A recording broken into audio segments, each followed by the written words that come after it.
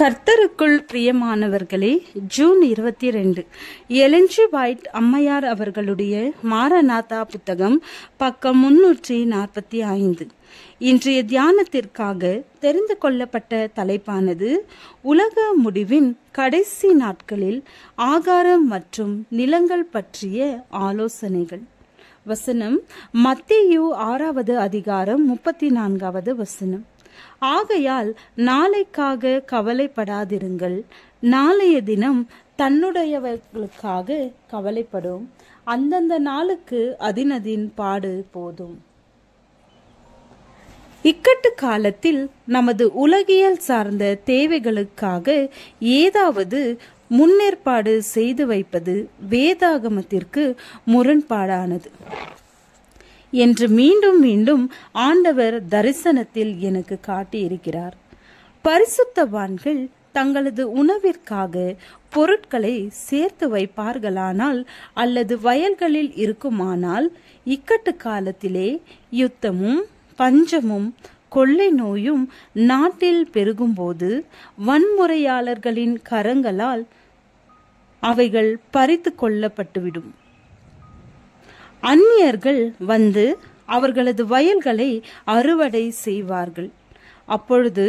அப்பொழுதுதான் நாம் தேவனையே முற்றிலுமாக உறுதியாக நம்ப வேண்டிய நேரமாகும்.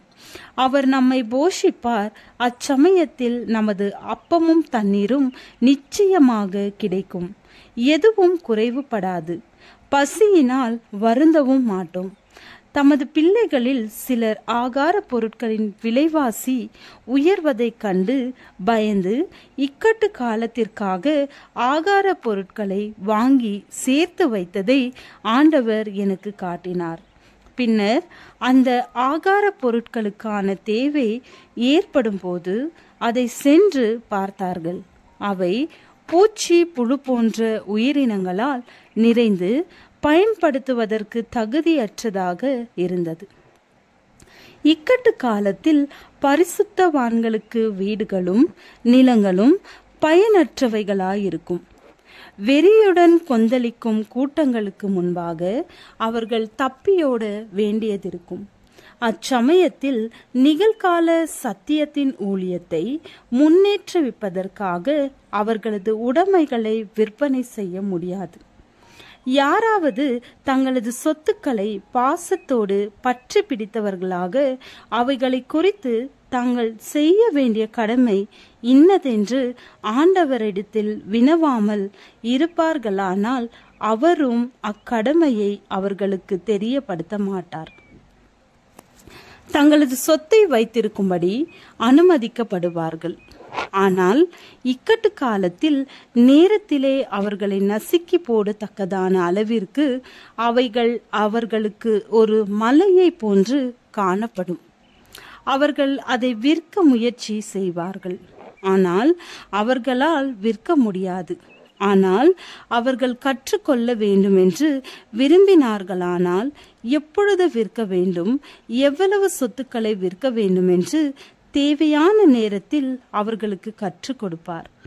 சாத்தானோடு நடைபெறுகின்ற இந்த மாபெரும் எதிர்வாதத்தின் இறுதி போராட்டத்திலே தேவனுக்கு உண்மையாக இருப்பவர்கள் இப்பூமியில் உள்ள அனைத்து ஆதரவும் துண்டிக்கப்பட்டு போயிற்று என்பதை காண்பார்கள்.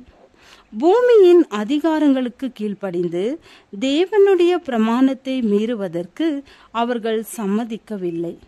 வாங்கவும் விற்கவும் கூடாதபடி தடை விதிக்கப்படும்.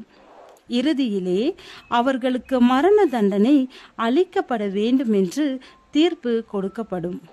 ஆனால் கீழ்ப்படிபவர்களுக்கு அவன் உயர்ந்த இடங்களில் வாசம் பண்ணுவான். கண்மலைகளின் அரண்கள் அவனுடைய உயர்ந்த அடைக்கலமாகும். அவன் அப்பம் அவனுக்கு கொடுக்கப்படும், அவன் தண்ணீர் அவனுக்கு நிச்சயமாக கிடைக்கும் என்ற வாக்கு தத்தம் கொடுக்கப்படுகின்றது. இந்த வாக்கு தத்தத்தினாலே தேவனுடைய பிள்ளைகள் உயிரோடு இருப்பார்கள். ஏசாயா 33வது அதிகாரம் 16வது வசனம். ஜெபம். தேவனே, உம்மை விசுவாசிப்பது மட்டுமல்ல, உபத்திரவத்திலும் உம்மை மறுதலிக்காமல் இருக்கவும் கிருபையை தாரும். ஆமென்.